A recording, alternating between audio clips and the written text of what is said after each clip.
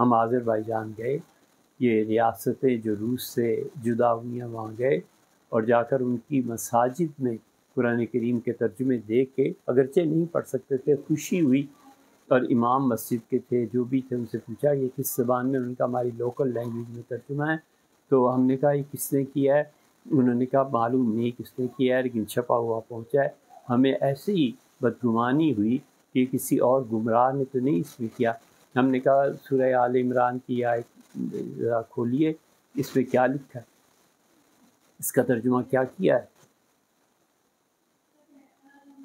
اور وہ آیت کیا تھی کہ اللہ تعالیٰ نے فرمایا عیسیٰ علیہ السلام جب ورافعک الیہ، اور ہم آپ کو اپنی طرف اٹھانے والے، اور ان چیزوں کا ترجمہ یہ کیا گیا تھا کہ ہم آپ کے درجے بلند کرنے والے۔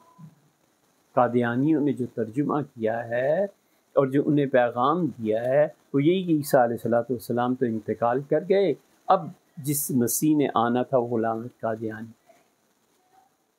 یہ تراجم اور یہ تشریحات ہیں، یہ مل جائیں گی، ہم کہاں سو رہے ہیں۔